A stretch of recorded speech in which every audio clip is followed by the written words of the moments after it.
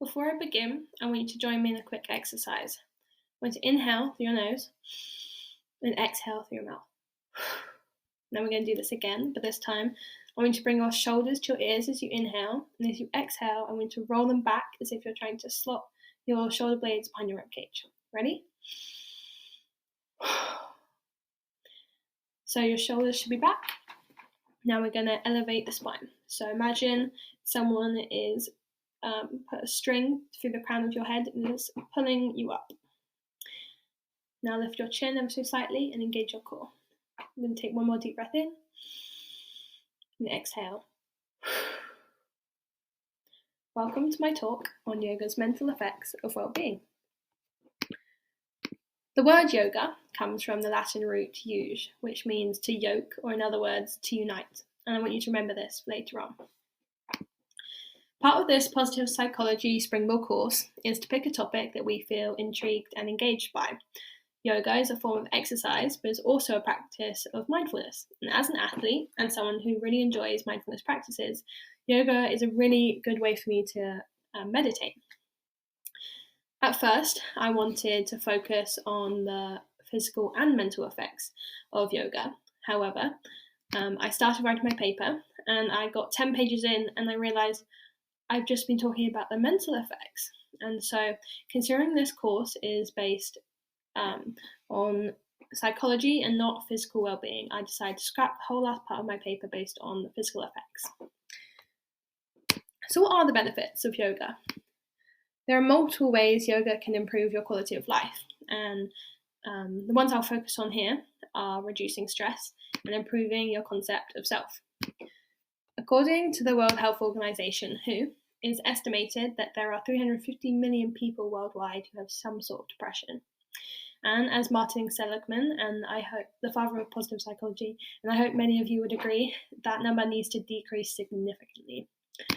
Alessandra Banzo, associate professor at Tulane University, created a study that found that children who took part in yoga practices were significantly happier and had a higher quality of life than those who didn't.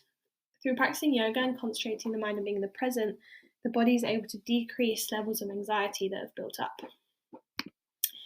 Some people may argue that it's not yoga that's the source of the increase in quality of life, but that it's the exercise itself. For example, have you ever gone on a run and when you're feeling stressed or overwhelmed to relax yourself? Are these the same feelings you get from doing yoga, or is one exercise better than the other? A study was conducted to test this theory. A scientist, Chris Streeter, developed a study where over 12 weeks, participants that were healthy and had no psychological illnesses would either take part in a yoga intervention or a walking intervention. And over this 12-week period, due to the metabolic demands, participants from the yoga intervention reported significantly higher moods and decreased levels of anxiety compared to the walking group. Yoga is a practice which allows for improvement on both physical and mental health. Yoga allows for the growth of mental well-being due to the changes in the brain that it induces.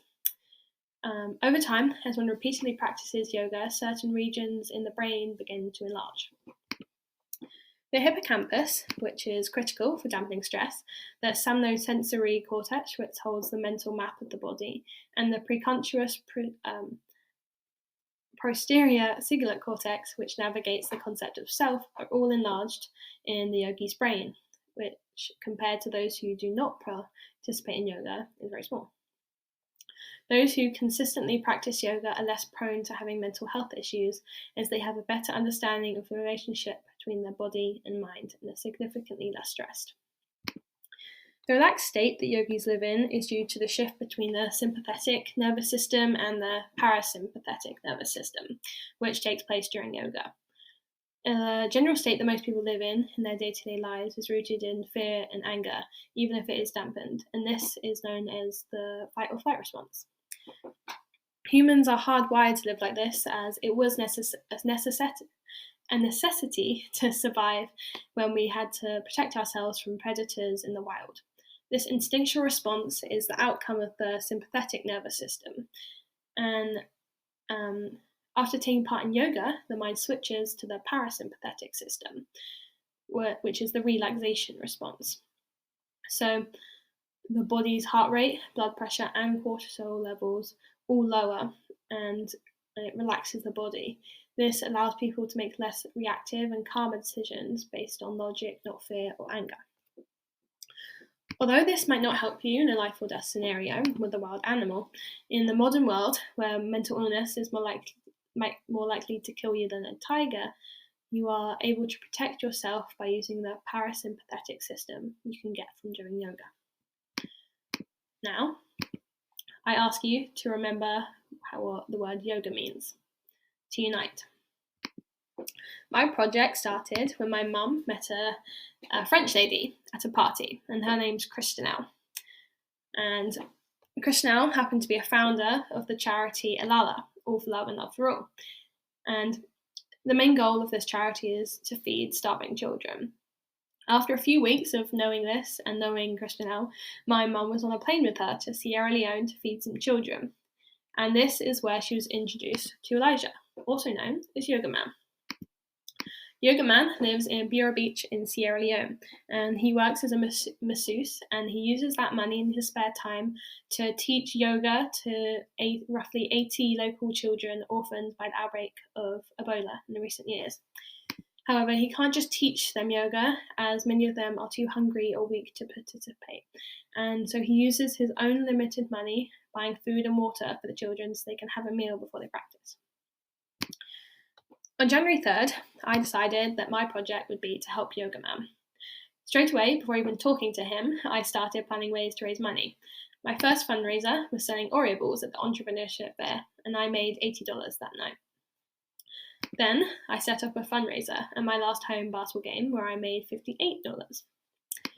After setting up a donation link on our school website and advertising to the teachers and friends, I managed to make another $90. To this point, I had $228 in the pot, and bearing in mind my goal was to reach $1,000. For that's what I learned: the food for the rainy season and building a shelter for the children to practice under will cost. My original plan was to fly out to Sierra Leone during spring break and give him the money myself. I would have been able to meet the children I was helping and really understand how the yoga was helping them. However, due to lack of funds, I was not able to do this, but I'm very thankful this did happen because then Corona hit. On March 11th, the school announced the delayed return to school. This derailed some of my fundraising idea plans, but all in all, it was just another hurdle for me to jump over. A few days later, I finally managed to get in touch with Yoga Man. However, this was the response I got to the meticulously crafted essay-length message I sent to him. A song. That was it. No questions answered. It just made me want to ask more questions. And so immediately I started texting Mr. Potash, worrying, because I was like, the man I'm trying to communicate with has no idea what I'm saying. Things started to get better though when I video called him. Don't get me wrong, the language barrier was and still is hard to get over.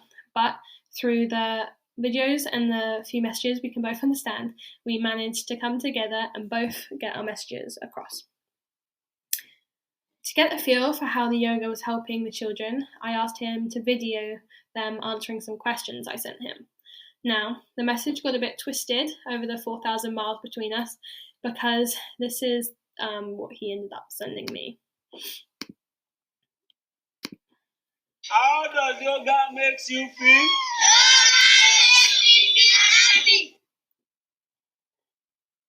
Now, remember I told you I was planning to go to Sierra Leone over spring break? Well, Christinelle went instead. This was how I was going to give the money to Yoga Man. However, as soon as she arrived in Sierra Leone, she was put straight into quarantine and not allowed to leave the camp that the government had set up for people coming into the country, which also happened to be guarded by military soldiers. Now, at the same time Christinelle was being put into quarantine, I received a phone call from Yoga Man. He was extremely worried and was asking me for money because Sierra Leone was about to go on lockdown and he did not have enough money to make sure the children would be fed over that time. So I immediately started asking my family to donate, and I prepared the funds to give to him. Eventually, Krishnell was able to get the money to Yoga Man right before the lockdown was put in place. Yoga Man was able to get the money and buy some bags of rice, which he split between the children, and so they did not starve during lockdown. And this project is nowhere near done, and I will be continuing to pursue it. Yoga managed to bring all these people together from across the globe. I've met people I never would have known before and been able to help feed 80 children in their time of need. Thank you to all of those who donated. I will keep the donation link open for anyone else that wants to join and unite in this cause. Thank you.